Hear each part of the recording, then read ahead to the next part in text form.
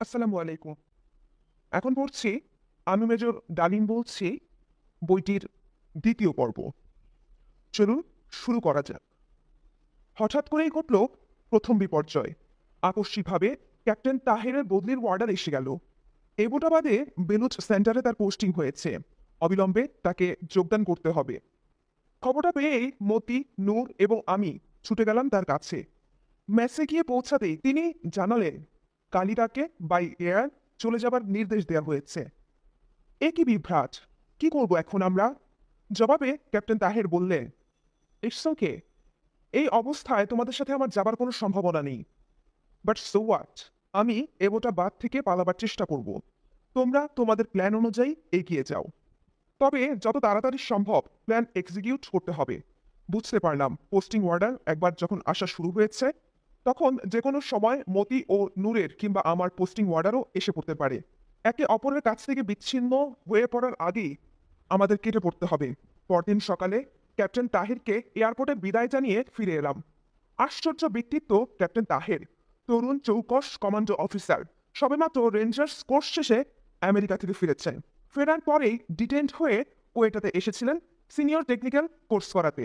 স্বল্পভাষী, অসীম সাহসী, তেজ উদ্দীপ্ত চেহারা, অস্বাভাবিক মনোবল ও আত্মপ্রত্যয়ের অধিকারী যুবক ক্যাপ্টেন তাহের দেশপ্রেমের এক দুর্লভ নিদর্শন।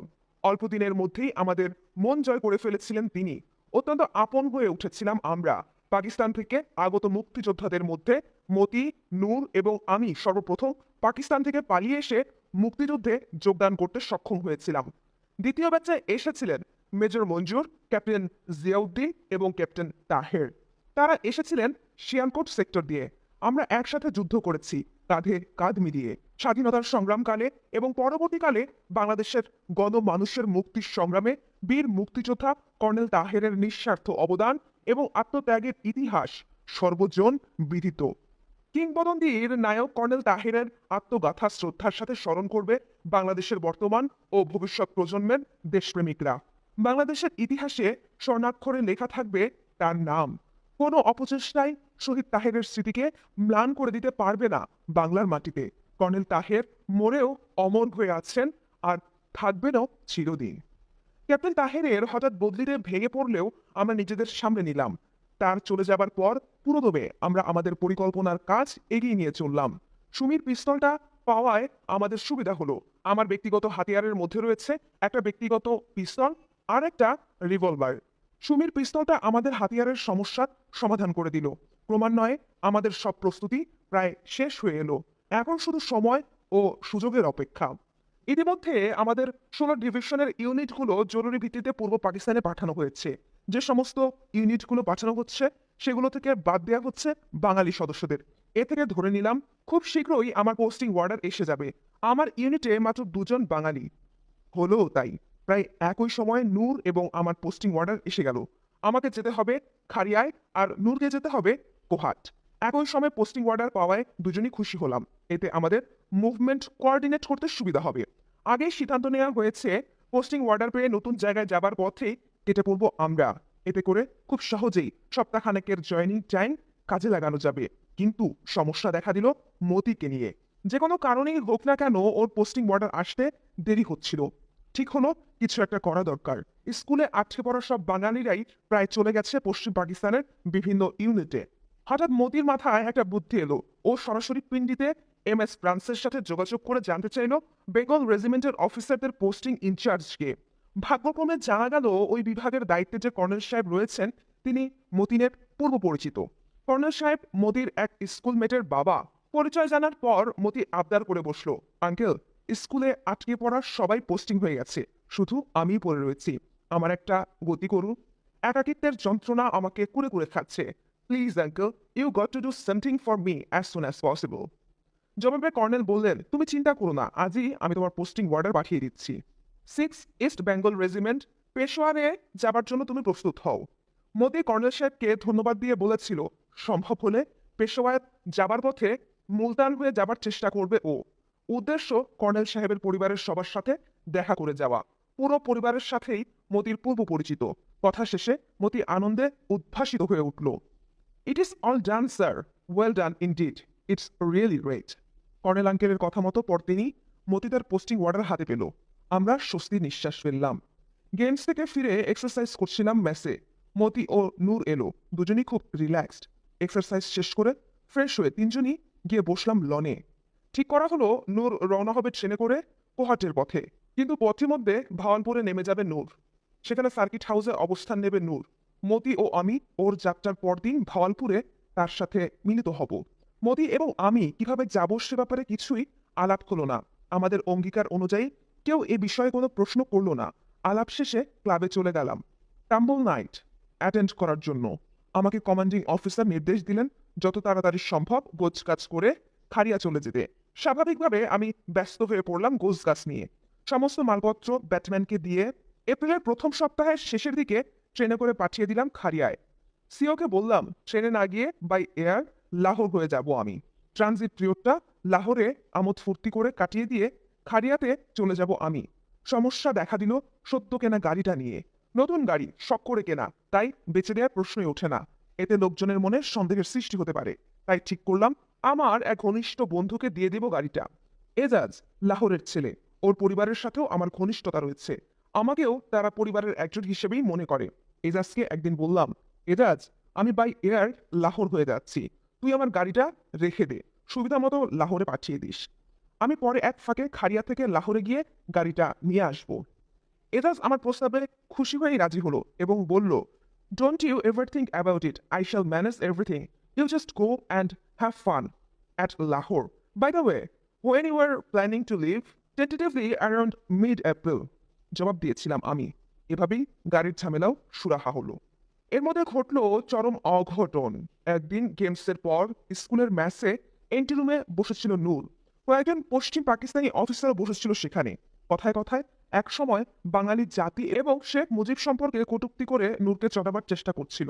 ওদের একজন নূরকে উদ্দেশ্য করে বলল, নূর তেরা তো কিসমত খুল গিয়া রে, শেখ মুজিব আভি তুঝে একদম সে জেনারেল বানা দেগা, bastard Mujib is a traitor, don't you think so? সারে বাঙালি কম হিন্দু হ্যায়।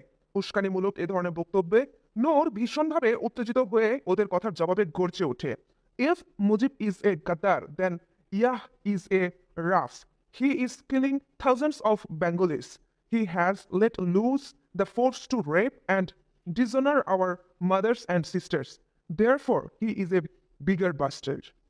এই ধরনের কথা বলেই ক্ষান্ত হয়নি নূর। রাগে চোটে সামনে স্ট্যান্ডে রাখা প্রেসিডেন্ট ইয়াহিয়া খানের ছবি তুলে নিয়ে আছড়ে ফেলে দিয়ে তার উপর দিয়ে গট করে হেঁটে বেরিয়ে যায় নূর। প্রেসিডেন্টের ছবি পা দিয়ে মারিয়ে চূর্ণ বিচূর্ণ করার গুরু অপরাধে তক্ষুনি তার বিরুদ্ধে ওপেন অ্যারেস্টের আদেশ জারি করে স্কুল কর্তৃপক্ষ। শুরু হয়ে যায় কোর্ট মার্শাল প্রসেসিং। ঘটনার আকস্মিকতায় আমার ও মতির মাথায় বাজ ভেঙে পড়ে। হতভম্ব হয়ে যাই আমরা। খবর পেয়েই ছুটে গেলাম ওর কাছে। এ কি করলে নূর? ক্ষণিকের উত্তেজনার বশে সবকিছু ভণ্ডুল করে দিলে। তোমার এ ধরনের হঠকারী কার্যকলাপের পরিণামে আমরাও বিপদে পড়তে পারি। তোমার সাথে আমাদের হৃদ্যতার কথা সবাই জানে। How could you be so stupid to do a thing like that? Shame on you. এ ধরনের কাজ তোমার কাছ থেকে আশা করিনি। হঠাৎ করেই ওর উপর ভীষণ রাগ হলো। I am sorry sir, I was totally out of my head. যা ঘটেছে তার জন্য আমি লজ্জিত এবং অনুতপ্ত।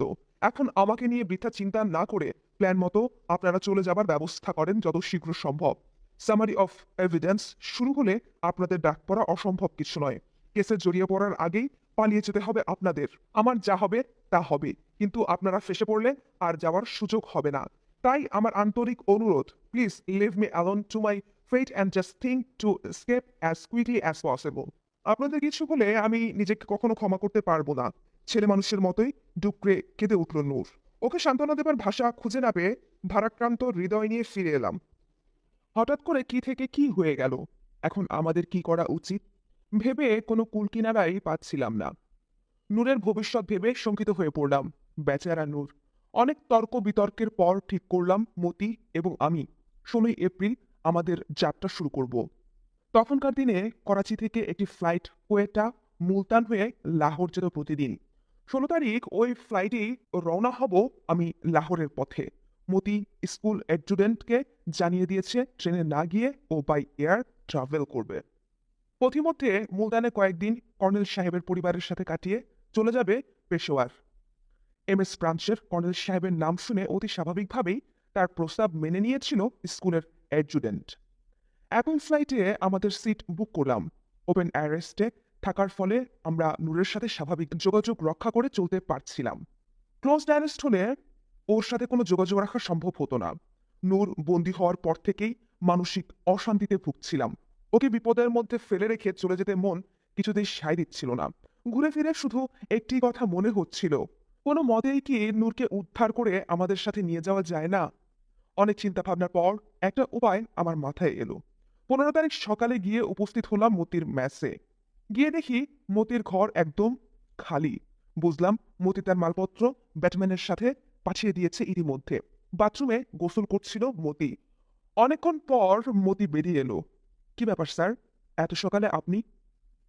একটা বিশেষ ব্যাপারে আলাপ করতে এলাম।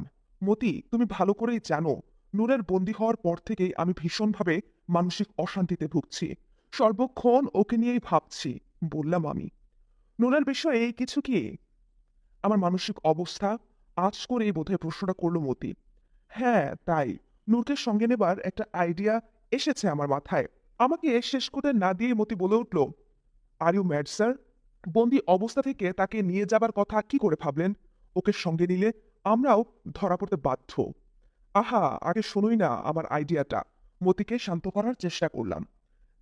বেশ, বলেন কি বলতে চান। দেখো মতি, নুরি প্রথম আমার কাছে পালিয়ে যাবার ইচ্ছা প্রকাশ করেছিল। মানছি হঠাৎ করে ও একটা ভুল করে ফেলেছে। মানুষ মাত্রই ভুল করতে পারে। তাছাড়া ওর ভবিষ্যৎটা একটু ভেবে দেখো। এ অবস্থায় ওকে অসহায় একা ফেলে রেখে যেতে বিবেকে বাজছে। ওকে ফেলে রেখে যাওয়াটা আমি কিছুতেই মেনে নিতে পারছি না। But then how? প্রশ্ন মতির। শোনো মন দিয়ে, আমি ওর জন্য 3 দিনের অ্যাটেন্ড সিক ইন কোয়ার্টার্স জোগাড় করে আজই ওকে রওনা করিয়ে দিতে চাই ভাওয়ালপুরের উদ্দেশ্যে। ওখানে পৌঁছে সে অপেক্ষা করবে আমাদের জন্য। আমাদের পরবর্তী পদক্ষেপ সম্পর্কে ওকে কিছুই বলা হবে না। শুধু এতটুকুই বলা হবে, আগামীকাল ভাওয়ালপুর স্টেশনে ওর সাথে নির্ধারিত সময়ে আমাদের দেখা হবে। সময় দুপুর 2টা থেকে 3টার মধ্যে। That's all. এ ব্যাপারে কোনো প্রশ্ন না করে ও যদি যেতে রাজি হয়, তবে let's take him. If at all something goes wrong with him on his way, even then we would be safe, as we wouldn't be in a position to reveal anything about our route or the next step. Then, thus your secret will not be compromised. What do you say? ঠিক আছে, বুঝলাম আপনার প্ল্যানে যুক্তি আছে, কিন্তু অ্যাটেন্ডেন্সি কি করে জোগাড় করবেন? প্রশ্ন মতির। First of all tell me, do you agree or not to take him with us on principle? Well, it is still risky, but I shall buy it. জবাবে বলল মতি। আনন্দে মতিকে জড়িয়ে ধরে বললাম, thanks, you are really great Moti. Now come along and see what I do. গাড়ি করে ছুটে গেলাম সিএমএইচ এ স্টাফ সার্জন ক্যাপ্টেন জামালের কাছে। আমি যখন ঢাকা কলেজের ছাত্র, তখন ঢাকা মেডিকেল কলেজে পড়তেন জামাল। ছাত্র রাজনীতি করার সুবাদে পরিচয় হয় আমাদের। সে পরিচয় আর্মিতে যোগদানের পর আরও ঘনিষ্ঠ হয়ে ওঠে। বয়সে ক্যাপ্টেন জামাল আমার চেয়ে কিছুটা বড় হলেও আমরা একে অপরকে তুমি বলে সম্বোধন করতাম। সিএমএইচ এর আউট পেশেন্টে গিয়ে দেখি জামাল রুগী দেখায় খুবই ব্যস্ত। এক ফাঁকে এগিয়ে এসে বলল, কি বন্ধু, হাসপাতালে কেন? বস, কিছুক্ষণ একটু হালকা হইয়া লই। জবাবে বললাম, না দোস্ত, বসনের সময় নাই, খুব একটা জরুরি কামে আইছি। কও তাইলে। মতিকে সংক্ষেপে পরিচয় করিয়ে দিয়ে বললাম, কাইল যাইতেছি, দেখা না কইরা গেলে তো আমারে কাইটা ফেলাইতা, তাই খুদা হাফেজ কইতে আইলাম। কিন্তু দোস্ত, যাওনের আগে একটা শেষ আবদার লইয়া আইছি। নূরের লাইগা 3 দিনের অ্যাটেন্ড সি লিখা দাও। বেচারার মন মেজাজ খুবই খারাপ। নূরের ঘটনা কোয়েটার সবাঙালির মনে সমবেদনার উদ্রেক করেছিল। অনেকেরই ওর প্রতি ছিল সিম্প্যাথিক। ক্যাপ্টেন জামাল ছিল তাদেরই একজন। মুহূর্তেই নির্দ্বিধায় এর একটি চিট প্যাডে লিখে সেটা আমার হাতে দিয়ে জামাল বলল, এরই মধ্যে একদিন সময় কইরা জামুনে দেখতে কইও তারে। পোলাটা খামাখা নিজের কি বিপদই না ফেলাইছে, আল্লাহ জানে। ইয়াং ব্লাড, খুনকা গার্মি, বুঝলা বন্ধু? অনেকটা আফসোস করেই কথাগুলো বলছিল জামাল। ঠিক কইছো দোস্ত, এখন তাইলে যাই, ভাবিরে বুঝাইয়া কইও সময়ের অভাবে দেখা করতে পারলাম না। বুঝতেই পারো কি তাড়াহুড়ার মধ্যে আছি। আল্লাহ হাফেজ। বিদায় জানিয়ে বেরিয়ে এলাম। বিকাল 3:30 বোলান এক্সপ্রেসে তুলে দিতে হবে নূরকে। লাঞ্চ সেরে মতি ও আমি সোজা চলে গেলাম নূরের ম্যাসে। গিয়ে দেখি নূর লুঙ্গি পরে খালি গায়ে শুয়ে আছে। গেট আপ ইউ লেজি বাম। আওয়াজ পেয়ে চোখ খুলে লুঙ্গি বাঁধতে বাঁধতে উঠে বসলো নূর। বিনা প্রশ্নে আমার কথা মেনে নিতে রাজি থাকলে তোমাকে সঙ্গে নিয়ে পালাতে পারি। বলো রাজি? আমার কথা বলার ধরনে প্রথমে কিছুটা ভড়কে গিয়েছিল নূর, কিন্তু পরক্ষণেই নিজেকে সামনে নিয়ে বলল, কিন্তু? কোনো কিন্তু নয়। সময় নষ্ট না করে বলো রাজি? দৃঢ়তার সাথে জিজ্ঞেস করলাম আবার। রাজি, জবাব দিল নূর। বেশ, এবার শোনো মনোযোগ দিয়ে। You have 3 days attend same meals, complete bed rest, okay? Send this chit to the adjutant through your Batman, then give him ছুটি for 3 days. Call him now and do as I say. নূর তখনই তার ব্যাটম্যানকে ডেকে তাকে নির্দেশ দিল চিটটা অ্যাডজুটেন্টের কাছে পৌঁছে দিয়ে ছুটিতে বাড়ি চলে যাওয়ার জন্য। অপ্রত্যাশিতভাবে একসাথে 3 দিনের ছুটি পেয়ে ব্যাটার 32 দাঁত আর বন্ধই হচ্ছিল না। খুশির ঠেলায় গদগদ হয়ে লম্বা একটা সেলুট মেরে ছুটে চলে গেল হুকুম তামিল করতে। বেশ, এবার শোনো মনোযোগ দিয়ে। এবার কাপড় পরে তৈরি হয়ে নাও। একটা হ্যান্ডব্যাগ, 2 প্রশ্নর এক্সট্রা চেঞ্জ ভরে নাও জলদি। তোমাকে বোলান এক্সপ্রেস ধরতে হবে। লাহোর পর্যন্ত টিকিট থাকবে, কিন্তু ভাওয়ালপুরে নেমে যাবে তুমি। সেখানে সার্কিট হাউসে অবস্থান নেবে তুমি। আগামীকাল দুপুর 2টা থেকে 3টার মধ্যে ভাওয়ালপুর স্টেশনে আমরা মিলিত হব ইনশাল্লাহ। ভাওয়ালপুর পৌঁছে একটা কাজ করতে হবে তোমাকে। সেখান থেকে ভাওয়ালনগর যাবার উপায় কি কি এবং কোন উপায়ে কতটুকু সময় লাগবে সেটা জেনে রাখতে হবে তোমাকে। All the way you will behave like an army officer travelling to your place of position at Bhawalnagar. Am I clear? Yes sir. বলেই ছোট একটা হ্যান্ডব্যাগে অতি প্রয়োজনীয় সবকিছু গুছিয়ে নিয়ে নূর তৈরি হয়ে নিল। ওকে গাড়িতে তুলে নিয়ে আমরা ছুটলাম রেলওয়ে স্টেশনে। বোলান এক্সপ্রেস প্ল্যাটফর্মে দাঁড়িয়ে ছিল। একটা ফার্স্ট ক্লাস কুপেতে নূরের জন্য একটি সিট রিজার্ভ করা হলো। নির্দিষ্ট কামরায় উঠে বসলাম আমরা। পকেট থেকে 5,000 টাকা, একটা পিস্তল এবং 25টা গুলি নূরের হাতে তুলে দিলাম। কোনো কথা না বলে সেগুলো ব্যাগে ভরে রাখলো নূর। কিছুক্ষণ পর গাড়ি ছাড়ার ঘন্টা এবং হুইসেল দুটোই বেজে উঠল। নূরকে জড়িয়ে ধরলে বললাম, take care, see you tomorrow, খোদা হাফেজ। গাড়ি নড়ে উঠল। আমরা প্ল্যাটফর্মে নেমে পড়লাম। তীব্র হুইসেল বাজাতে বাজাতে বোলান এক্সপ্রেস স্টেশন ছেড়ে বেরিয়ে গেল। আমরাও ফিরে এলাম। আজ রাতে ডিভ আরটি এর তরফ থেকে আমার ফেয়ারওয়েল ডিনার। তাই মতিকে ম্যাসে নামিয়ে দিয়ে ফেরার সময় বললাম, কাল এয়ারপোর্টে দেখা হবে। ম্যাসে সে রাতে ডিভ আরটির ব্যান্ডের সাথে অনেক রাত অব্দি পানাহার চলল। ব্যান্ডের তালে তালে নাচ গান হলো রেওয়াজ অনুযায়ী। বেশ কিছুটা ক্লান্তি অনুভব করছিলাম সারাদিনের ব্যস্ততায়। তার উপর মাথায় রয়েছে নূরের ব্যাপারে টেনশন, কিন্তু কিছুই করার নেই। সব চিন্তা মনে চেপে রেখে স্বাভাবিকভাবেই সব ফর্মালিটিস শেষ করে অনেক রাতে ফিরে এলাম নিজের কামরায়। সেদিন হঠাৎ করে এক পশলা বৃষ্টি হওয়ায় বেশ একটু ঠান্ডা পড়েছে। তাই বেয়ারা ঘরের ফায়ার প্লেসে আগুন জ্বালিয়ে দিয়ে গেছে। সঙ্গে নেবার জিনিসপত্র আগেই গোছগাছ করে রাখা হয়েছে। টেবিলের ওপর রাখা আমার সবচেয়ে প্রিয় ফটো অ্যালবাম দুটো। সাথেই আখরোটের সূক্ষ্ম কাজ করা লেটার বক্সে রাখা আছে নিম্মির এই লেখা চিঠিগুলো। বেডসাইড টেবিলের ওপর ফটো স্ট্যান্ডে রাখা নিম্মির ছবিটাকে ভীষণ জীবন্ত লাগছে। মনে হচ্ছে ও যেন গভীর দৃষ্টিতে আমাকে পরখ করে দেখছে। এগুলো পুড়িয়ে ফেলতে হবে, কোনো সূত্র রাখা চলবে না। এতে করে সমূহ বিপদের সম্ভাবনা রয়েছে। ফায়ারপ্লেসের সামনে একটা চেয়ার টেনে নিয়ে বসে পোড়াবার আগে শেষবারের মতো অ্যালবামের ছবিগুলো দেখতে লাগলাম। প্রতিটি ছবির সাথে জড়িয়ে আছে এক একটা স্মৃতি। ফটো দেখা শেষ হলে অ্যালবাম দুটো ছুঁড়ে ফেলে দিলাম ফায়ারপ্লেসে। দাউ দাউ করে আগুন জ্বলে উঠল। চিঠিগুলোও ফেলে দিলাম সেই আগুনে। মুহূর্তে আগুনের লেলিহান শিখা গ্রাস করে নিল সব। কষ্টে বুকে ফেটে যাচ্ছিল। সযত্নে তুলে রাখা এতদিনের অমূল্য সম্পদগুলোকে এভাবে বিসর্জন দিতে হবে সেটা কখনোই ভাবিনি। আগুনের দিকে চেয়েছিলাম। দুচোখ বেয়ে নিজের অজান্তেই পানি গড়িয়ে পড়ছিল। অতীতের স্মৃতিতে তলিয়ে গেলাম আমি। মনে পড়ে গেল নিম্মির সাথে আমার প্রথম পরিচয়ের কথা। রিয়াজুল ইসলাম চৌধুরী বাপ্পির বোন নিম্মি। বাপ্পি আমার ঘনিষ্ঠতম বন্ধুর একজন। আমি স্বপন, টুটু, হায়দার, বাপ্পি একে অপরের হরিহর আত্মা। ছুটিতে ঢাকায় এলে 24 ঘন্টা একসাথে খাওয়া থাকা হইহুল্লোড় করে সময় কাটে আমাদের। কখনো সিনেমা দেখা, কখনো পিকনিক, নয়তো শিকার, এভাবেই আনন্দে কেটে যায় আমাদের সময় ঝড়ের বেগে।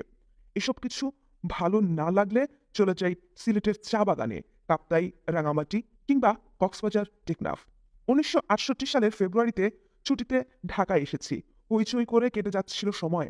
একদিন হায়দার খবর নিয়ে এলো যমুনার চরে মৌসুমী পাখির আগমন ঘটেছে প্রচুর, তাই শিকারে যেতে হবে। শিকারের প্রতি একটা অদ্ভুত নেশা ছিল হায়দারের। সেদিন রাতেই দল বেঁধে শিকারে বেরিয়ে পড়লাম। আরিচা ঘাট পর্যন্ত গাড়িতে তারপর নৌকায় যাত্রা। মধ্যরাতের পর খাওয়া দাওয়া শেষ করে নৌকায় উঠলাম। পরদিন দুপুর পর্যন্ত শিকার করে শেষ বিকেলে ফিরে এলাম। শিকার ভালোই পাওয়া গেছে। একটা রাজহাঁস, 4টা চখা এবং 20টা বালি হাঁস। শীতকালে মৌসুমী পাখি সাইবেরিয়া থেকে উড়ে আসে বাংলাদেশে ঝাঁকে ঝাঁকে। গরমের শুরুতেই আবার উড়ে ফিরে যায় তুন্দ্রা অঞ্চলে। পাসপোর্ট কিংবা ইমিগ্রেশনের ঝামেলা নেই তাদের। যখন যেখানে খুশি উড়ে চলে যায় ওরা। শুধুমাত্র মানুষের কাছ থেকেই বৈষয়িক স্বার্থে এই স্বাধীনতা কেড়ে নেওয়া হয়েছে। বাসায় ফিরতেই আমার ছোট দুই বোন মহুয়া ও কেয়া বায়না ধরে বসলো, ব্রিটিশ কাউন্সিলে একটা ফাংশন হচ্ছে, সেখানে নিয়ে যেতে হবে। সারাদিন রাত শিকারের ধকলে সবাই ক্লান্ত। কেউই তাদের নিয়ে যেতে রাজি হলো না। ক্লান্ত থাকা সত্ত্বেও আমি ওদের মানা করতে পারলাম না। অনেক কষ্টে বাপ্পিকে সঙ্গে নিয়ে যাওয়ার জন্য রাজি করালাম। তখন ব্রিটিশ কাউন্সিলে পৌঁছালাম, তখন রাত 9টার ওপর। বারান্দায় কয়েকটি মেয়ে দাঁড়িয়ে আছে দেখতে পেলাম। ফাংশন অথচ লোকজনের ভিড় নেই একদম। গাড়ি পোর্চের নিচে দাঁড় করাতেই মহুয়া কাছ নামিয়ে জিজ্ঞাসা করলো, আই নিম্মি, এদিকে এসো। নিম্মি আবার কে? দেখলাম একটি মেয়ে গাড়ির কাছে এগিয়ে এলো। কি এত ফাঁকা কেন? প্রশ্ন করলো মহুয়া। ফাংশন শেষ, জানালো মেয়েটি। বাপি ওকে উদ্দেশ্য করে বলে উঠলো, তুমি এখনো এখানে কি করছো? রিক্সা পাচ্ছি না, জবাব দিল মেয়েটা। মহুয়াই পরিচয় করিয়ে দিল, ভাইয়া, নিম্মি বাপ্পি ভাইয়ার বোন, আমাদের হোলি ক্রসে পড়ে। বাপ্পিদের বাসায় যাওয়া আসা থাকলেও নিম্মির সাথে আগে পরিচয়ের সুযোগ হয়নি। চলো না ভাইয়া, নিম্মিকে নামিয়ে দিয়ে আসি, ফাংশন যখন আর দেখাই হলো না। মহুয়া অনুরোধ জানালো। বেশ, চল। নিম্মিকে গাড়িতে তুলে নিয়ে বাপ্পিদের বাসার দিকে রওনা করলাম। উজ্জ্বল শ্যামবর্ণের এক হারা গরনের নিম্মি কেয়া মহুয়া সাথে পেছনের সিটে বসেছে। বাপি আমার পাশের সিটে। রিয়ার ভিউ মিররে নিম্মিকে পরিষ্কার দেখা যাচ্ছিল। দেখলাম সুন্দর ফিগারের অধিকারিণী নিম্মি দেখতে আকর্ষণীয় এবং মিষ্টি। সবচেয়ে আকর্ষণীয় তার চুল। ঘন কালো চুলের একটা অসাধারণ মোটা বেনি হাঁটু ছাড়িয়ে প্রায় গোড়ালির কাছ অব্দি ঝুলছে। হাল ফ্যাশনে বাঙালি মেয়েদের মাঝে এ ধরনের ঘন কালো লম্বা চুল খুব একটা দেখা যায় না। গাঢ় নীল রঙের বুটিকদার কামিজ ও চুড়িদার পায়জামা পরেছে নিম্মি। কথা বলার ধরনও ভীষণ আন্তরিক। সবকিছু মিলিয়ে প্রাণবন্ত উচ্ছল প্রকৃতির নিম্মিকে প্রথম দেখাতেই ভালো লাগলো। সেই ভালো লাগা থেকেই ভালোবাসা। আশ্চর্য হয়েছিলাম নিজেই। স্কুল, কলেজ, ভার্সিটি জীবনে শুধুমাত্র পড়ালেখার জন্যই নয়, বিভিন্ন কারণে বেশ নামডাক ছিল বরাবরই। এক নামে পরিচিত ছিলাম বিভিন্ন মহলে। মেয়েদের সাথে মেলামেশার অবাধ সুযোগও হয়েছে ছোটকাল থেকেই। কিন্তু প্রেমের ধার ধারিনি কখনো। দু একটা প্রেমপত্র, গল্পের বই আদান প্রদানের মাধ্যমে হাতে এসে পৌঁছায়নি তাও নয়, কিন্তু সেগুলো মনে তেমন একটা দাগ কাটতে সক্ষম হয়নি। ঘটনাগুলো নেহায়েত ন্যাকামি বলেই মনে হয়েছে সবসময়। অবশ্য পছন্দ না হলেও প্রত্যক্ষ অথবা পরোক্ষভাবে অনেক বন্ধু বান্ধবীকেই নানাভাবে সাহায্য করতে হয়েছে এ পর্যন্ত, ক্ষেত্র বিশেষে। ছাত্র রাজনীতি, খেলাধুলা, গান বাজনা, নাটক, সমাজসেবা ইত্যাদি নিয়ে মেতে থাকাটাই ছিল আমার নেশা। তাই মেয়েদের ব্যাপারে ধ্যান দেবার সময় ছিল না মোটেও। কাউকে দেখে তেমনভাবে আকর্ষণও বোধ করিনি কখনো। সেই আমি কিনা প্রথম দেখার ভালো লাগা থেকে একেবারে ভালোই বেসে ফেললাম নিম্মিকে। এমনটি বোধহয় হয়, যাকে ভালো লাগে তাকে প্রথম দেখাতেই ভালো লাগে। প্রথমে নিজেকেই বিশ্বাস করতে পারছিলাম না। হয়তোবা ক্ষণিকের মোহ, কিন্তু না, এ তো মোহ নয়। এরপর যতই দিন গেছে নিম্মির প্রতি আকর্ষণ বেড়েছে আমার। গভীর হয়েছে আমার ভালোবাসা। এক অদ্ভুত অনুভূতি। প্রতিদানে নিম্মিও সবটুকু মন উজাড় করে ভালোবেসেছে আমাকে। তার পবিত্র, আন্তরিক ও নিঃস্বার্থ ভালোবাসার গহীন অতলে তলিয়ে গেছি আমি। নিম্মি তার প্রথম যৌবনের কুমারী মনের সবটুকু মাধুর্য বিলিয়ে দিয়ে একান্ত বিশ্বাসে আমাকে স্বীকার করে নিয়েছিল তার ভালোবাসার মানুষ হিসেবে। আমি স্থান পেয়েছিলাম তার মনের মণিকোঠায়। আমি ধন্য হয়েছি তার ভালোবাসা পেয়ে। আমাদের ভালোবাসাকে সানন্দেই গ্রহণ করে নিয়েছিলেন দুই পরিবারের সবাই, বিশেষ করে গুরুজনরা। খুশি হয়েছে বন্ধু বান্ধবরা। এবার ছুটি থেকে ফেরার আগে আমাদের বিয়ের ব্যাপারেও সব ঠিকঠাক হয়ে গেছে। এবছরের শেষাশেষি কিংবা আগামী বছরের প্রথম দিকে আমাদের বিয়ে হবে ঠিক হয়েছে। কিন্তু হঠাৎ করেই দৈব চক্রে সবকিছু ওলটপালট হয়ে গেল। ভবিষ্যৎ হয়ে উঠল অনিশ্চিত। ঢাকা থেকে ফিরে আসার পর কোনো চিঠিপত্রই পাইনি ওর কাছ থেকে। জানি না ঠিক এই মুহূর্তে ও কোথায়, কোন অবস্থায় আছে। নিম্মির বাবা জনাব রফিকুল ইসলাম চৌধুরী 1969 সাল থেকে কলকাতায় পাকিস্তান দূতাবাসে কূটনৈতিক হিসেবে পোস্টেড আছেন। তিনি নিম্মির ছোট বোন মানুকে নিয়ে কলকাতাতেই থাকেন। খালাম্মা মানে নিম্মির আম্মা, বাপ্পি, নিম্মি এবং নিজের পড়াশোনার জন্য ঢাকাতেই থাকেন অনেকটা বাধ্য হয়েই। ছুটিছাটায় কলকাতায় যান মানুদের দেখে আসতে। আব্বা, মহুয়া, কেয়া, স্বপন, হায়দার, টুটু, বদি, ওদেরও কোনো খবরাখবর নেই। কিন্তু আমার বিশ্বাস জাতির এই ক্রান্তি লগ্নে ওরা কিছুতেই হাত পা গুটিয়ে বসে থাকবে না। ওরা নিশ্চয়ই জনগণের সাথে প্রতিরোধ সংগ্রামে যোগ দিয়েছে। আমি যে ঝুঁকিপূর্ণ পদক্ষেপ নিয়ে অনিশ্চিত ভবিষ্যতের পথে পাড়ি জমাচ্ছি, তার জন্য একজন পদস্থ সরকারি অফিসার হিসেবে তার এবং পরিবারের অন্যান্য সদস্যদের উপর অভিসম্পাত নেমে আসতে পারে।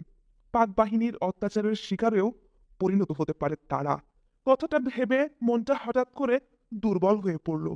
ব্যথায় বুকটা ভারী হয়ে উঠল। কিন্তু না, এই পর্যায়ে এমনভাবে দুর্বল হওয়া চলবে না।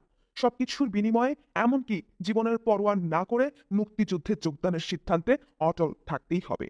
গোষ্ঠী, পারিবারিক সব স্বার্থ থেকে দেশ এবং জাতীয় স্বার্থ অনেক বড়। সে প্রশ্নে কোনো আপোস করা চলবে না কিছুতেই। আমার এই সিদ্ধান্তের ফলে কারো কিছু হলে দুঃখ পাবো, কিন্তু জাতীয় প্রয়োজনে কোনো অবদান রাখতে না পারলে নিজের কাছে নিজেই হেয় হয়ে যাব। কাপুরুষতার গ্লানি নিয়ে বেঁচে থাকতে হবে সারা জীবন। ইতিমধ্যে অনেক দিনের জমানো স্মৃতির নির্দেশগুলো সব পুরো ছাই হয়ে গেছে। সারাদিনের ক্লান্তি ছড়িয়ে পড়েছে সমস্ত শরীরে। আগামীকাল ভোর 7টায় এয়ারপোর্টে যেতে হবে, তাই শ্লথ গতিতে উঠে পড়ে বিছানায় গা এলিয়ে দিয়ে বাতি নিভিয়ে দিলাম। পরদিন ভোর 6টায় অভ্যাসমতো ঘুম ভেঙে গেল। ম্যাস ওয়েটার বেডটি দিয়ে গেল।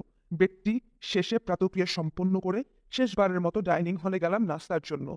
হেড ওয়েটার ফিদা খান নিজেই সমাদর করে নিজের তদারকিতে নাস্তা করালো। নাস্তার শেষে বয়, বাবুর্চি, ওয়েটার এবং হেড ওয়েটার সবাইকে বকশিস দিয়ে তাদের কাছ থেকে বিদায় নিয়ে বেরিয়ে এলাম।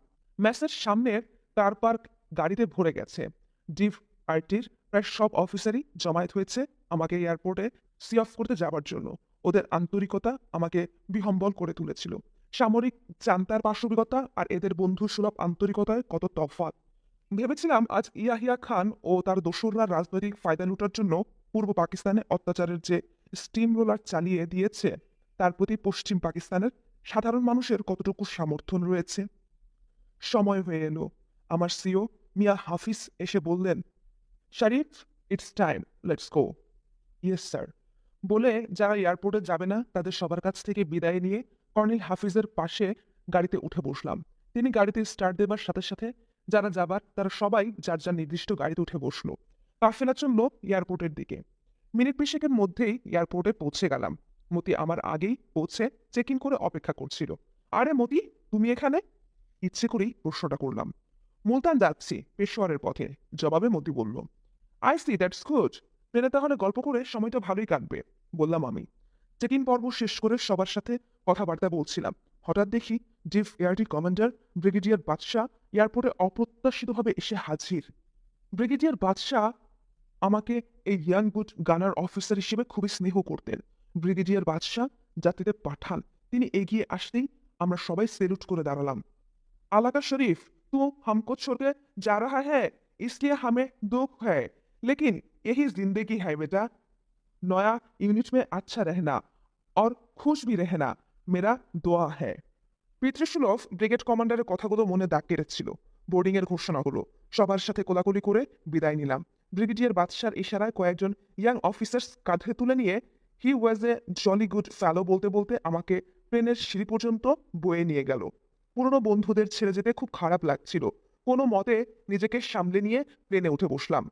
মতিও উঠে বসেছে। জানালা দিয়ে দেখলাম সবাই লাইন করে দাঁড়িয়ে হাত নাড়ছে। অল্পক্ষণ পরেই প্লেন স্টার্ট নিয়ে টেক অফ করলো। সবাই তখনও দাঁড়িয়ে, কেউ কেউ রুমাল নাড়িয়ে শেষ বিদায় জানাচ্ছিল। প্লেন এয়ারপোর্টের ওপর দুটি চক্কর দিয়ে মেঘের ভেতর দিয়ে উপরে উঠে গেল। সবাইকে পেছনে ফেলে প্লেন উড়ে চলল মুলতানের উদ্দেশ্যে। এভাবেই শুরু হলো আমাদের নিরুদ্দেশ যাত্রা। ঘণ্টা দেড়েকের মধ্যেই আমাদের বহনকারী ফোকরা ফ্রেন্ডশিপ বিমানটি মুলতান এয়ারপোর্টে অবতরণ করলো। প্লেন থেকে বেরোতেই মুখে লাগলো গরম বাতাসের ঝাপটা।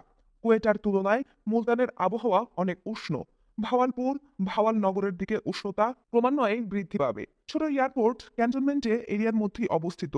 প্লেন থেকে অবতরণ করে ট্রানজিট লাউঞ্জে না গিয়ে মতির সাথে সোজা গেলাম অ্যারাইভেলে। ওখানে পিআইএ কাউন্টারে গিয়ে আমরা লাহোর যাওয়া ক্যান্সেল করে দিয়ে বেরিয়ে এলাম এয়ারপোর্ট থেকে। মুলতান শহর এয়ারপোর্ট থেকে প্রায় 5 মাইল দূরে অবস্থিত।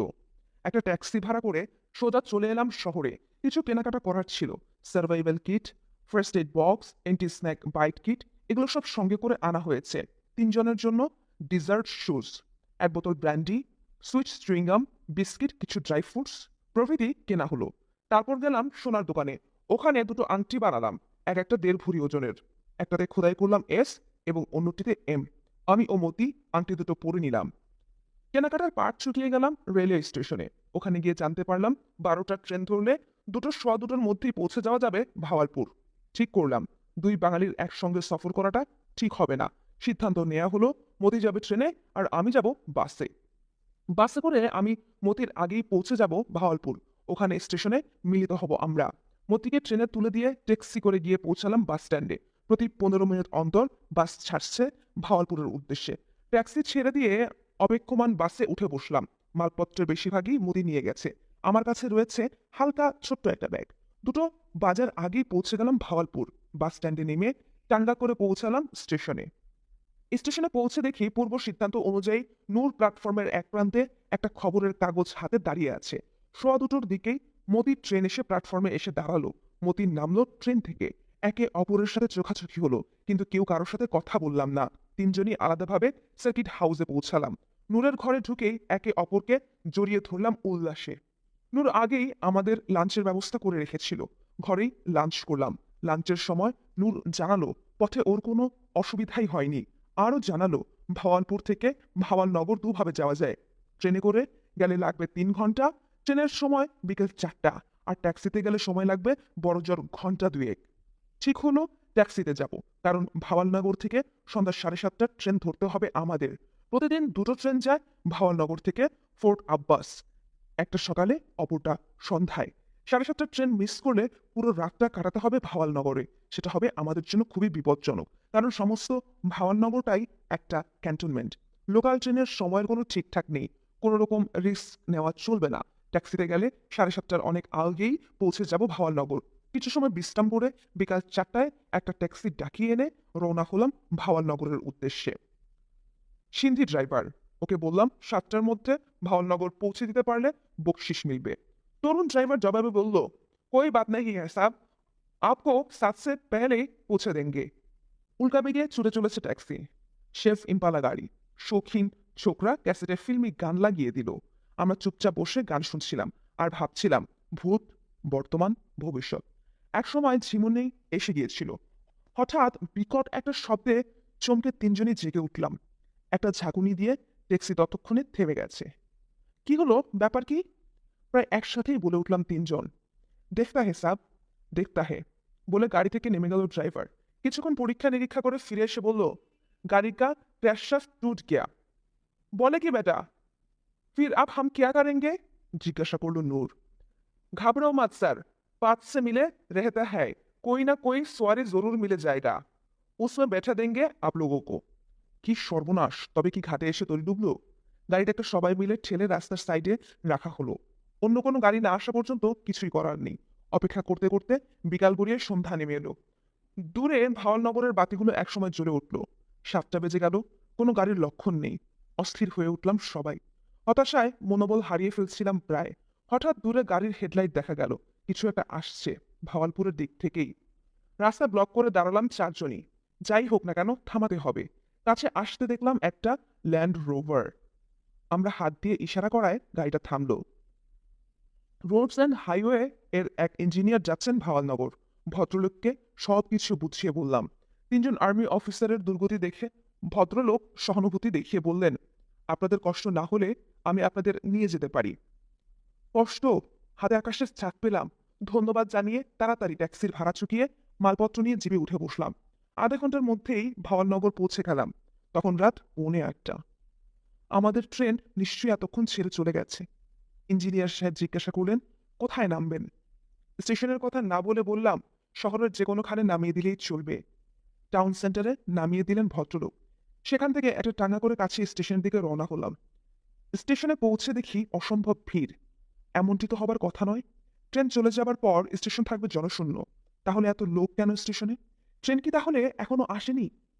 হঠাৎ করে কিছুটা আশার আলো ঝলকে উঠল। আমি তাড়াতাড়ি ছুটে গিয়ে স্টেশন মাস্টারকে জিজ্ঞাসা করলাম, ফোর্ট আব্বাসের ট্রেনের খবর কি? দুবাক্য স্টেশন মাস্টার বললেন, ট্রেন লেট, এখনো এসে পৌঁছায়নি। জানে পানি ফিরে এলো। দৌড়ে গিয়ে মতি ও নূরকে খবরটা দিতেই খুশিতে আত্মহারা হয়ে ওরা লাফ দিয়ে টাঙ্গা থেকে নেমে পড়ল। কুলির মাথায় মাল চাপিয়ে টাঙ্গার ভাড়া মিটিয়ে দিয়ে প্ল্যাটফর্মে চলে গেলাম। পথে একটি ভিক্ষুক দাঁড়িয়েছিল। আনন্দের অতিশয্যে 100 টাকার একটি পুরনো নোটি তাকে দিয়ে দিলাম। সোয়া 8টায় আমাদের ট্রেন এলো। ফার্স্ট ক্লাসের 3টি টিকিট কাটা হলো ফোর্ট আব্বাস পর্যন্ত। বর্ডার এলাকার ট্রেন। আমাদের মতো ফৌজি ছাড়া ফার্স্ট ক্লাসের যাত্রী বিরল। অতি সহজেই একটা খালি কামরা পেয়ে উঠে বসলাম। ট্রেনে উঠেই বুফে কার্ট থেকে ডিনার আনাবার বন্দোবস্ত করা হলো। খাবার সার্ভ করে গেল বেয়ারা। দরজা বন্ধ করে খাওয়ার পাট চুকিয়ে নিলাম। ট্রেন ইতিমধ্যেই চলতে শুরু করেছে। খাওয়া শেষ করার পর পদযাত্রার প্রস্তুতি শুরু হলো। সবাই ডার্ক কালারের কাপড় পরে নিলাম। আমাদের কাছে তখন সর্বমোট প্রায় 1020 টাকা। ওগুলো কাপড়ের বিভিন্ন চোরা পকেটে ঢোকানো হলো।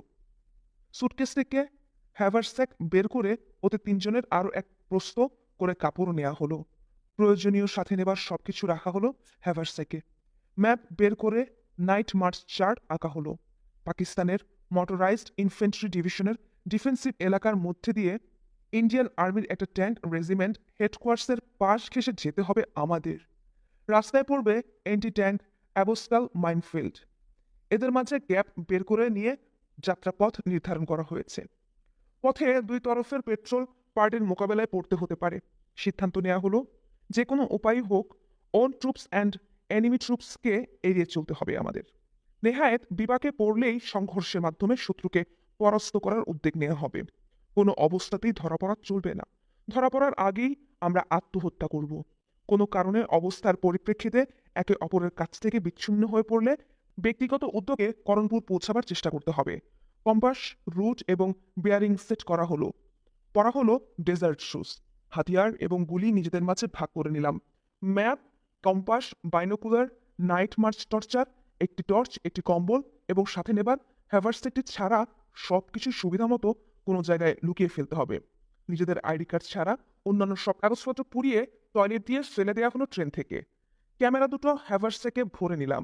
ছোট্ট কোরআন শরীফটাও নেওয়া হলো হ্যাভারসেকে।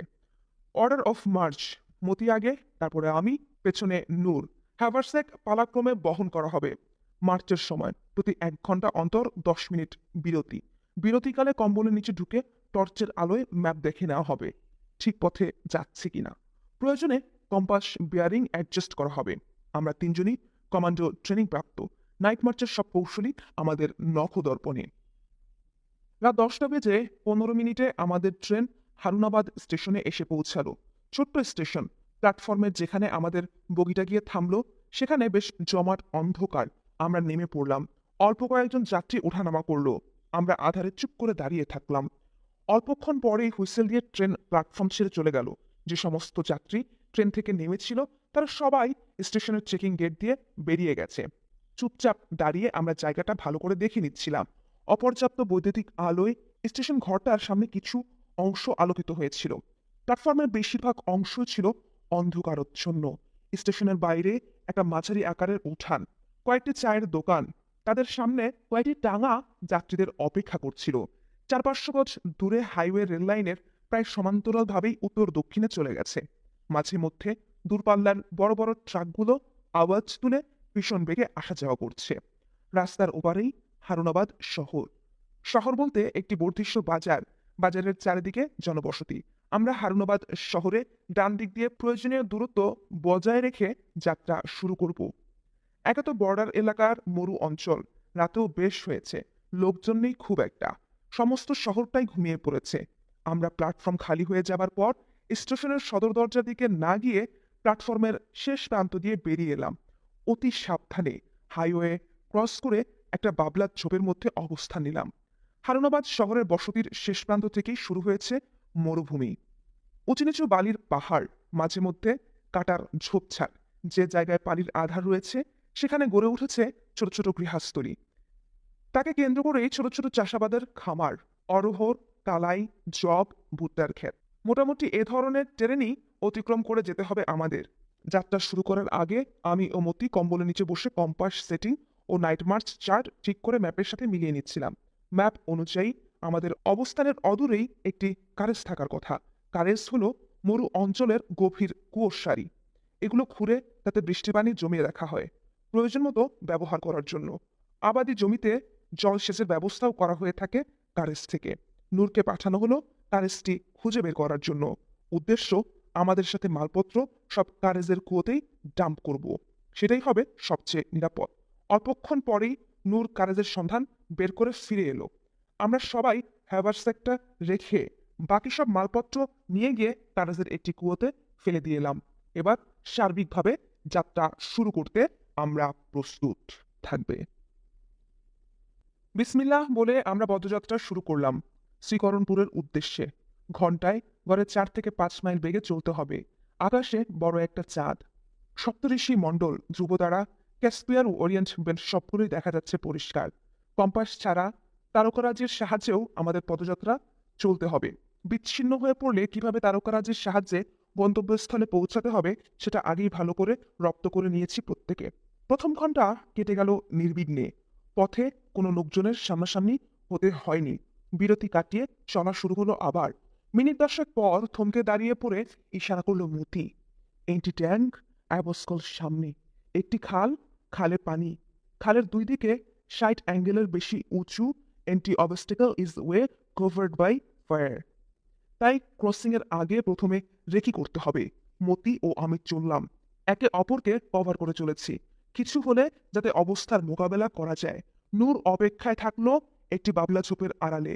রেকি করে দেখলাম খালের বুক পর্যন্ত পানি, হেঁটেই ক্রস করা যাবে, অসুবিধা নেই। স্রোতও নেই তেমন।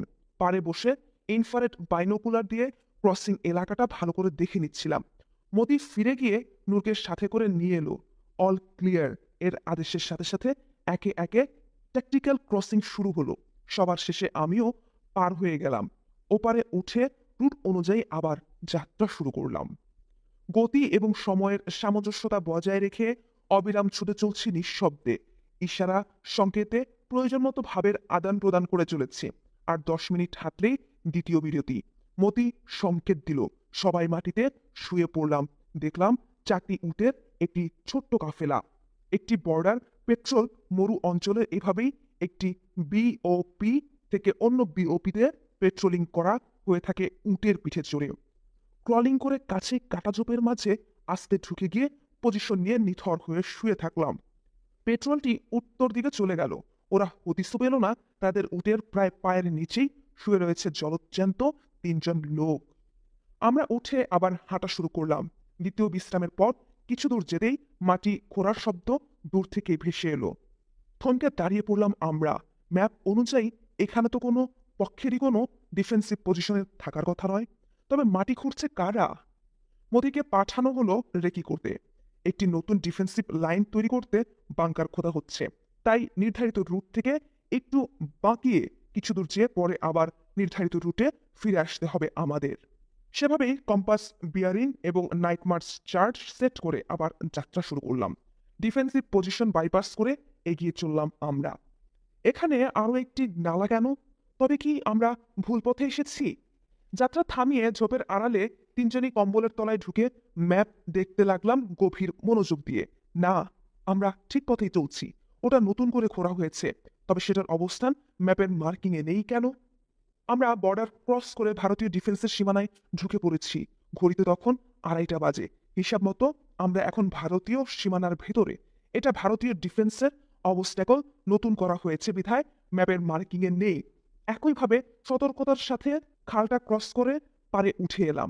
এখন থেকে বিপদের ঝুঁকি অনেক বেশি। চলতে হবে খুবই সাবধানে। আর 1-1.5 ঘন্টার মধ্যেই পৌঁছে যাবার কথা শ্রীকরণপুর শহরের সীমানায়। খালের পরেই দেখলাম বাংকারে ভারতীয় সাঁজোয়া বাহিনীর ট্যাঙ্কগুলো ডিপ্লয় করা আছে। বাংকারগুলো থেকে মাঝে মাঝে মানুষের কথোপকথনের আওয়াজ শোনা যাচ্ছিল। গভীর রাত, তাই সমস্ত এলাকা জুড়ে ছিল অস্বাভাবিক নিস্তব্ধতা। আমাদের এগিয়ে চলার জন্য এ ধরনের পরিবেশ অতি অনুকূল। চারিদিক সতর্কতা দৃষ্টি রেখে ক্ষিপ্র গতিতে ভারতীয় ডিফেন্সের ব্যূহ ভেদ করে এগিয়ে চললাম আমরা। কেউ কিছু টের পেল না। বেশ কিছু দূর চলে এসেছি। হঠাৎ দেখি অল্প দূরত্বে কয়েকটি ট্যাঙ্ক, কতগুলো গাড়ি, সেগুলো ঘিরে রয়েছে। বুঝলাম এটি হেডকোয়ার্টার্স। ওই অবস্থানকে পাশ কাটিয়ে চুপিসারে এগিয়ে চললাম গন্তব্য স্থলের দিকে। ইতিমধ্যেই দূর দিগন্তে শ্রীনগরপুরের আলোকাচ্ছন্ন দেখা যাচ্ছিল। আর মাত্র 4-5 মাইল পরেই পৌঁছে যাব শ্রীকরণপুরে। আমাদের জোশ দ্বিগুণ হয়ে গেল। পথের ক্লান্তি ভুলে গিয়ে প্রায় দৌড়ে এগুতে থাকলাম সেই আলোকছড়ার দিকে। 4:45 শ্রীকরণপুর শহরের সীমানার একটি গ্রামে। গ্রামের প্রায় সবগুলি ঘর মাটি দিয়ে গড়া, প্রতিটি বাড়ির আঙিনায় মাটির দেয়াল দিয়ে ঘেরা। গ্রামের ভেতর কুকুর ডাকছে।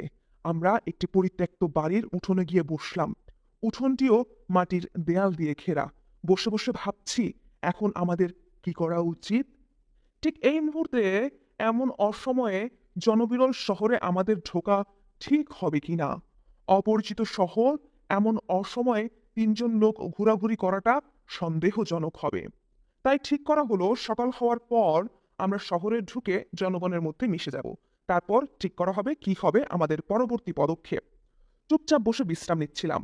হঠাৎ করে ট্রেনের আগমনের আওয়াজ পেলাম। দেয়ালের বাইরে উঁকি মেরে দেখলাম প্রায় 600-700 গজ দূরে একটি ট্রেন ফোঁস করতে করতে এসে থামলো। বুঝলাম এটা একটা স্টেশন। মুহূর্তে সিদ্ধান্ত নেওয়া হলো ট্রেনে করে এই মুহূর্তে পালাতে হবে বর্ডার এলাকা ছেড়ে।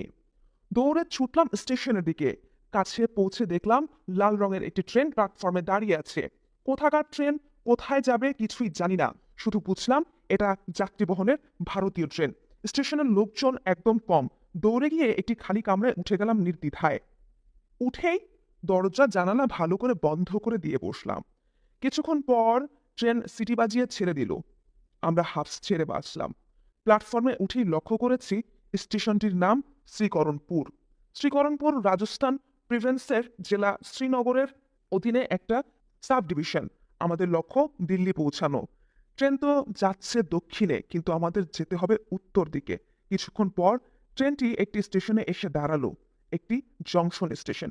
উল্টো দিকে থেকে আরো একটি প্যাসেঞ্জার ট্রেনের আগমন ঘটলো।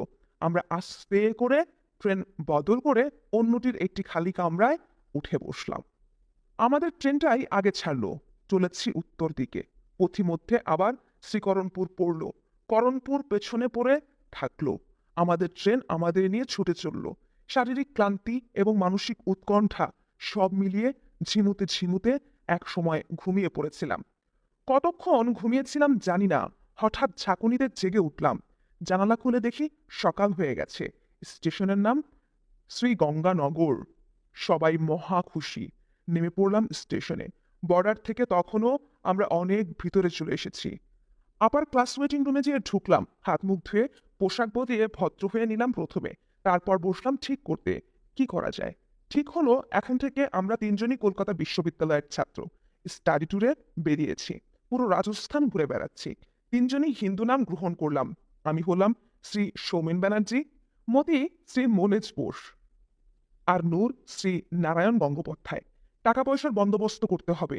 কলকাতা থেকে আগত বাঙালি ছাত্র, তাই পাকিস্তানি টাকা ভাঙানো বিপজ্জনক হবে। ঠিক হলো আংটি দুটো বিক্রি করার চেষ্টা করতে হবে। স্টেশন মাস্টারের সাথে আলাপ করে জানতে পারলাম শহর স্টেশন থেকে প্রায় 1 মাইল দূরে অবস্থিত। দোকানপাট 9টার আগে খুলবে না। অগত্যা 9টা পর্যন্ত ওয়েটিং রুমে অপেক্ষা করতে হবে। ঠিক 9টায় 3জনই বেরিয়ে পড়লাম। আমার ও মতির গলায় ঝুলিয়ে নিলাম ক্যামেরা দুটো। নূরের পিঠে হ্যাভারস্যাক। চোখে রেবনের সানগ্লাস। টুরিস্টের মতোই লাগছিল 3জনকে। শহরে পৌঁছে দেখলাম কয়েকটা রাস্তাকে কেন্দ্র করেই ডিস্ট্রিক্ট হেডকোয়ার্টার্স গঙ্গানগর শহর। মফস্বল শহর, তাই খুব একটা বড় নয়। শহরের প্রধান রাস্তাগুলির 2 দিকে সব দোকানপাট। একসাথে 2-3টি সোনার দোকান। সবচেয়ে বড়টিতে গিয়ে ঢুকলাম।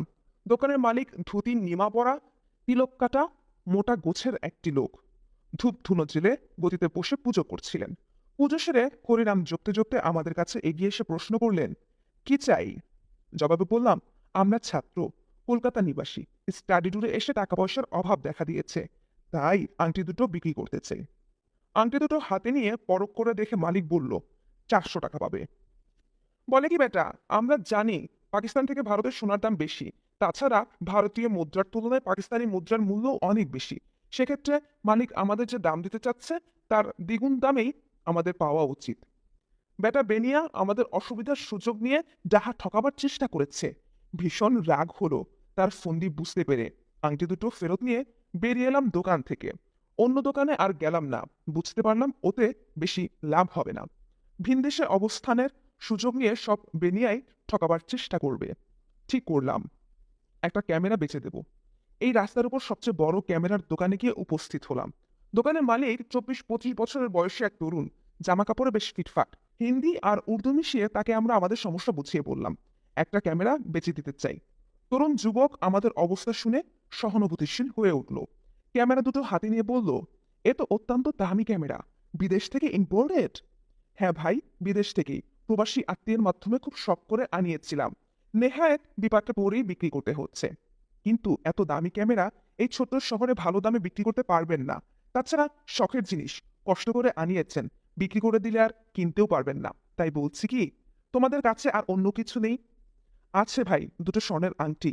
বলে পকেট থেকে আংটি দুটো বের করে ওর হাতে দিলাম এবং সোনার দোকানদারের অভিজ্ঞতা সম্পর্কে ওকে খুলে বললাম। সব শুনে একটু হাসলো। বলেই যুবক দোকানের কর্মচারীকে ডেকে আমাদের চা এনে দিতে বলে বেরিয়ে যাচ্ছে। চায়ের কথা বলতেই আমরা বলে উঠলাম, চায়ের প্রয়োজন নেই ভাই, আমাদের আংটি দুটো বিক্রি করে দিতে পারলেই আমরা তোমার কাছে কৃতজ্ঞ থাকব। সে আমি দেখছি, চা খাও। এত দূর থেকে তোমরা আমাদের রাজস্থান সফরে এসেছো, তোমাদের একটু আপ্যায়ন করার অধিকার নিশ্চয়ই আছে আমাদের। যুবকের আন্তরিকতায় আমাদের মুগ্ধ করলো। কর্মচারী ইতিমধ্যেই চা নাস্তা জোগাড় করতে বেরিয়ে গেছে। যুবকটিও আমাদের দোকানে বসিয়ে বেরিয়ে গেল। অপরিচিত তিনজন লোকের কাছে পুরো দোকান ফেলে দিয়ে যেতে তার বিন্দুমাত্র দ্বিধা হলো না। অপরিচিত ভিনদেশে এমন একজন সাহায্যকারী পেয়ে ধন্য হলাম। কর্মচারী গরম গরম লুচি, তরকারি ও চা এনে সামনে রাখলো। খাবারের গন্ধ পেয়ে এতক্ষণ কষ্ট করে ভুলে থাকা ক্ষুধা পেটে মোচড় দিয়ে উঠল। দেরি না করে গ্রাসে লুচি তরকারি খেলাম। এরপর আস্তে আস্তে সুপ করে খেলাম গরম ধুমায়িত চা। নাস্তা পেটে পড়ায় শরীরটা বেশ চাঙা হয়ে উঠল। মিনিট 20 পর যুবক হাসি মুখে ফিরে এলো। তোমাদের কাজ হয়ে গেছে, এই নাও। বলে 850 টাকা আমাদের হাতে দিল। চা নাস্তা খেয়েছো তো? হ্যাঁ, খুব মজা করে খেলাম, লুচি তরকারি আর চা। ভাই, তোমার নাম জানতে পারি কি? নিশ্চয়ই, রমেশ ত্রিপাঠী। আমরাও আমাদের বাঙালি হিন্দু নামের পরিচয় দিলাম। রমেশ ভাই, তুমি যদি কখনো কলকাতায় আসো তবে অবশ্যই আমাদের সাথে যোগাযোগ করবে। বিদেশে তোমার কাছ থেকে পাওয়া আন্তরিকতা এবং সাহায্যের কথা চিরকাল মনে থাকবে।